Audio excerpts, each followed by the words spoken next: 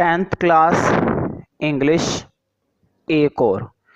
तो देखो तीसरी पोएम हमने देखी शेक्सपियर की और उन्होंने कितनी कमाल की बात करी है अपनी इस शानदार पोएम में कि अगर हम किसी व्यक्ति की तारीफ कर रहे हैं या किसी व्यक्ति को हम पसंद करते हैं, चाहे वो छोटा हो चाहे वो बड़ा हो, किसी भी व्यक्ति के साथ हम अगर लगाव रखते हैं तो उसके लिए हम कुछ करना चाहते हैं तो हमें ना तो कोई उसको उपहार देना है, ना ही हमें उसके लिए कोई बिल्डिंग बनवानी है, ना ही हमें उसकी याद में कोई पुतला बनवाना है, ना ही हमें उसकी याद में कोई महल बनवाना है। सिर्फ शेक्सपियर ने क्या बात बोली है कि उसके लिए क्या लिख दो, एक पोयम लिख दो बस। मतलब वो अपनी पोयम को दुनिया की सबसे ज्यादा ताकतवर चीज बता रहे हैं और सच भी यही है। उन्होंने कितनी बड़ी बात बोली है कि पोयम में वो ताकत होती है जो समय का भी मुकाबला कर लेती है। समय का सोचो, समय से कोई नहीं जीत सकता, लेकिन पोयम में वो ताकत है जो समय से जीत सकती है। तो अब समय इसके कुछ क्वेश्चन आंसर देखने का। Third poem, not marble nor the gilded monuments.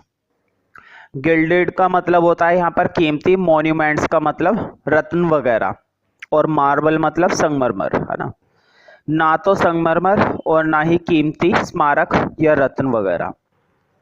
Short answer type questions.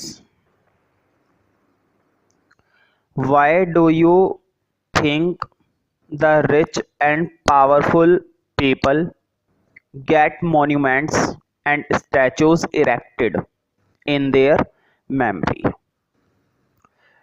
आप क्या सोचते हैं, आप मतलब आपकी क्या सोच है इस बारे में कि वो जो अमीर लोग हुआ करते थे, जो पावरफुल लोग होते थे, शक्तिशाली लोग होते थे पहले, वो क्यों स्मारक बनवाया करते थे? मॉन्यूमेंट्स मतलब स्मारक, एंड स्टैचूज, स्टैचूज मतलब पुतले वगैरह। इरेक्टेड क्यों खड़ा करते थे इन्हें? इरेक्टेड का मतलब होता है सीधे खड़ा करना वैसे तो, ठीक है, लेकिन यहाँ पर इरेक्टेड का मतलब बस ये लगाओ कि खड़ा करना। क्यों वो ये सब करते थे? क्यों मॉन्यूमेंट्स बनवाना, क्यों स्टैचूज बनवाना अपनी याद में क्यों करते थे? तो तुम्हें मालूम है वो ऐसा इसलिए करते थे ताकि आने वाली पीढ़ी भी उनके बारे में जान सके।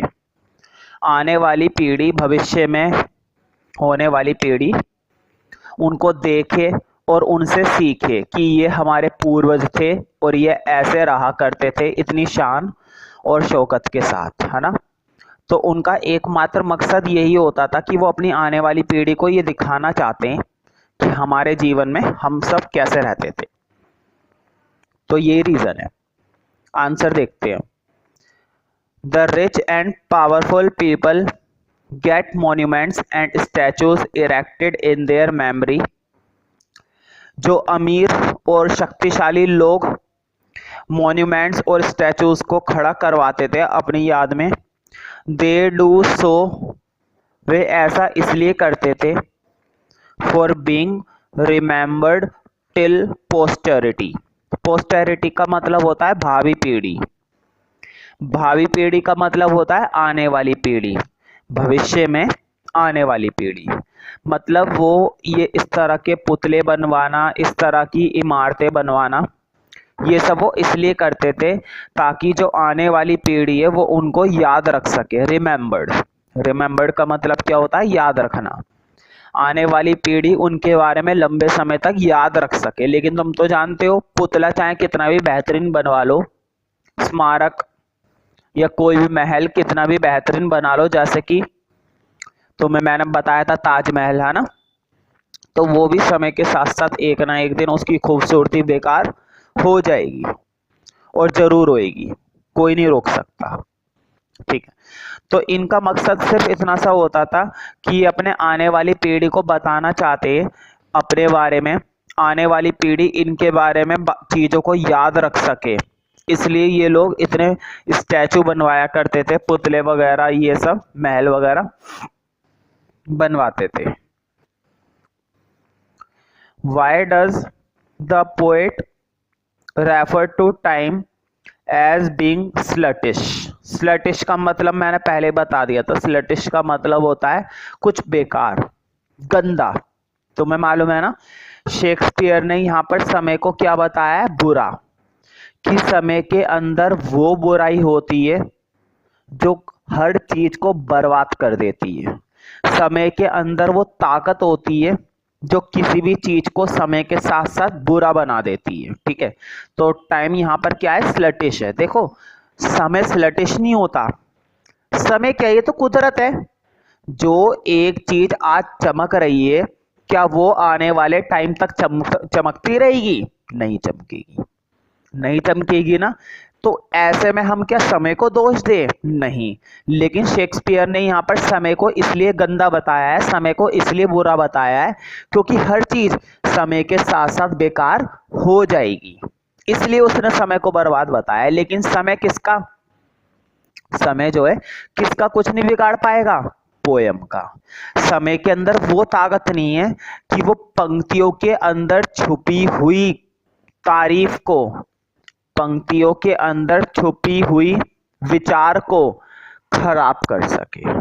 समय खराब कर देगा बिल्डिंग को, समय खराब कर देगा तुम्हारी शान और शौकत को, लेकिन समय तुम्हारी पंक्ति का इतना सा भी कुछ नहीं बिगाड़ सकता, इतना सा भी। तो समय के अंदर वो ताकत है ना। खैर, यहाँ पर पोएट ने टाइम को स्लटिश क्यों बताया है, तो ये देखते। Because time spoils the marbled और गिल्डेड मॉन्यूमेंट्स। स्पॉइल्स का मतलब होता है बर्बाद कर देना, नष्ट कर देना। क्योंकि समय नष्ट कर देता है मार्बल को, संगमरमर को, और गिल्डेड मॉन्यूमेंट्स को, और कीमती स्मारकों को। इट डिस्कलर्स देम, वो उनको बेरंग कर देता है। डिस्कलर का मतलब होता है बेरंग कर देना, है ना। कौन कर देता है? समय। समय हर एक चीज को बेरंग बना देगा। ब्रेक्स देम, उन्हें तोड़ देगा। और मेक्स देम डर्टी, और उन्हें गंदा कर देगा। थ्रू इट्स एजेंसी, अपने माध्यम से।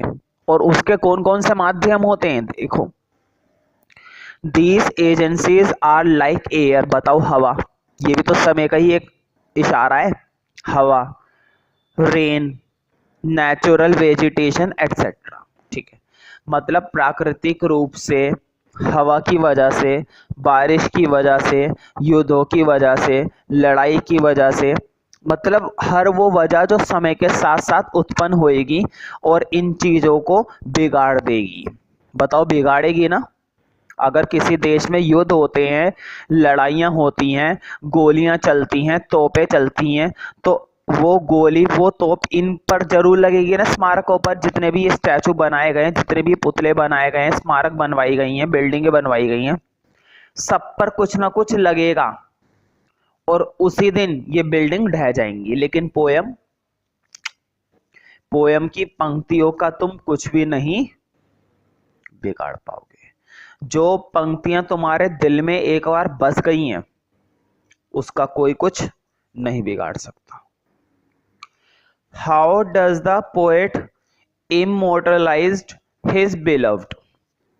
इमोर्टलाइज्ड का मतलब होता है जिंदा रखना, और बिलव्ड का मतलब होता है प्रेमिका या प्रेमी, है ना। यहाँ पर पोएट ने अपने प्रेमी को या अपने प्रेमिका को किस प्रकार जिंदा रखने की बात की है। मतलब अगर वो अपने प्रेमी के लिए कुछ करना चाहता है, तो किस तरह से वो अपने प्रेमी को जिंदगी भर जिंदा रखेगा, ठीक है, या रखेगी। तो देखते हैं आंसर। तो तुम मुझे बताओ, क्या उसने कोई गिफ्ट देने की बात करी है? नहीं। उसने कुछ ऐसा बोला है कि जिंदगी भर मैं क्या लिखूंगा? सिर्फ एक पोयम। ना तो मैं कोई बिल्डिंग बनवाऊंगा, ना ही मैं तुम्हारे नाम का कोई स्टैचू बनवाऊंगा, ना ही तुम्हारे लिए कोई महल बनवाऊंगा, क्योंकि ये सब तो समय के साथ बिगड़ जाएंगे। लेकिन मैं तुम्हें कुछ ऐसा दूंगा जिसमें तुम जिंदगी भर, हमेशा, मरने के बाद भी जिंदा रहोगी। तुम्हारी तारीफ उसके अंदर तुम्हारे मरने के बाद भी जिंदा रहेगी, है ना, जिंदा रहेगी। तो देखते हैं। The poet immortalizes his beloved by stating that poet ने अपने प्रेमिका को या अपने प्रेमी को जिंदा रखने की बात बोली है।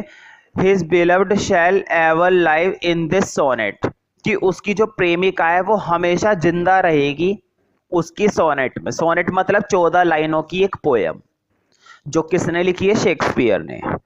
तो उसने कहा है कि जो मैं सोनेट लिख रहा हूं ना, उस सोनेट के अंदर तुम कभी नहीं मर सकती, तुम हमेशा जिंदा रहोगी या रहोगे, है ना। लड़का लिख रहा है तो लड़की के लिए, और लड़की लिख रही है तो लड़के के लिए, दोनों के लिए। कोई भी लिख सकता है, जरूरी थोड़े ना हमेशा लड़का ही लिखेगा। And in the eyes of posterity, और आने वाली भावी पीढ़ी के लिए आंखों में तुम हमेशा जिंदा रहोगी। मतलब भविष्य में आने वाली जितनी भी जनरेशन है, जितनी भी पीढ़ी है, वो तुम्हारे बारे में कभी नहीं भूल पाएंगी। तुम्हारी जो तारीफ मैं इस पोएम के अंदर कर रहा हूँ, इस पोएम के माध्यम से कर रहा हूँ, वो बातें, वो तारीफ आने वाली पीढ़ी की आंखों में सदैव जिंदा रहेंगी। Also she will wear out this world till the judgment day. वो कह रहा है कि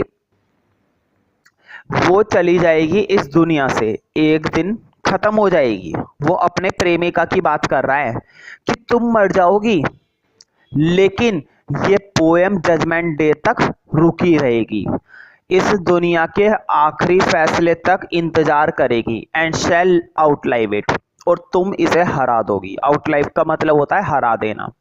कहने का मतलब ये कि अगर मैंने तुम्हारी कोई तारीफ या तुम्हारे बारे में पोएम में बात बोली है, तो वो बातें आखिरी फैसले तक जिंदा रहेंगी। In this way she will be immortal, और इस प्रकार वह हमेशा जिंदा रहेगी, कभी भी वो मरने वाली नहीं है। ठीक है, तो वो पोएम के माध्यम से कभी नहीं मरेगी।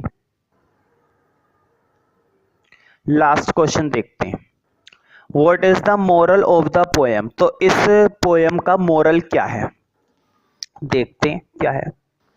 Literary art is not affected by time. सबसे बड़ी बात, अगर किसी व्यक्ति के अंदर नॉलेज है, अगर वो लिटरेट है, और अगर वो अपनी लिटरेसी से कहीं पर कुछ करना चाहता है, लोगों को लिटरेट करना चाहता है, लोगों को शिक्षित करना चाहता है, अगर वो अपनी लिटरेसी का 1% भी लोगों पर खर्च कर रहा है, और अगर वो अपनी लिटरेसी का 1% या 5% भी देश पर या लोगों पर या चीजों पर खर्च कर रहा है, तो कभी भी उस चीज को बर्बाद नहीं किया जा सकता है।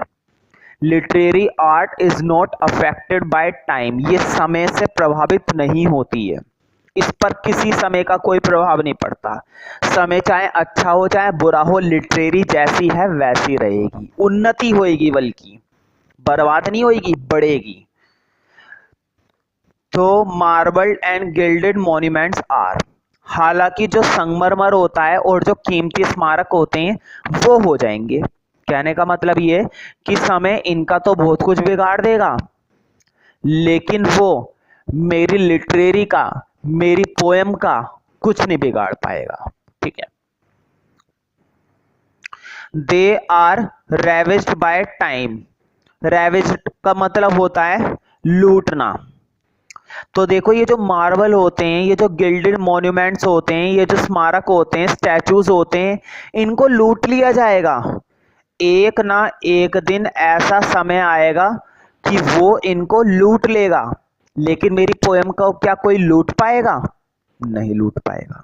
But time will have no effect on is विलअप, लेकिन समय का कोई प्रभाव नहीं पड़ने वाला उसकी प्रेमी के ऊपर या प्रेमिका के ऊपर। Who is a living record in this sonnet, जिसका एक जीवित वजूद है उसकी इस सोनेट में। मतलब जो सोनेट शेक्सपियर ने लिखी है, उस पोयम के अंदर, उस सोनेट के अंदर उसकी प्रेमिका सदैव जिंदा रहेगी, उसका कोई कुछ नहीं बिगाड़ सकता, कोई भी कुछ नहीं बिगाड़ने वाला, ना ही बिगाड़ पाएगा। Time is shown a great leveller and destroyer here. यहाँ पर समय को एक ऐसा तथ्य बताया गया है कि वो सबसे बड़ा विनाशक होता है। लेवरर, सबको बराबर कर देने वाला। लेवरर का मतलब होता है बराबर कर देने वाला, और डिस्ट्रॉयर का मतलब होता है विनाशक, जो चीजों को बर्बाद कर देता है। मुझे बताओ, समय किसी को नहीं छोड़ता, समय किसी को नहीं छोड़ता, लेकिन लिटरेरी में वो पावर है जो समय से कोई टेंशन नहीं है ना। तो यहाँ पर टाइम को डिस्ट्रॉयर बताने की कोशिश करी है कवि ने। यही इस पोएम का मोरल है कि किस तरह से हमें समय के साथ मैनेजमेंट करना चाहिए, हमें समय के साथ, टाइम के साथ मुकाबला करना चाहिए।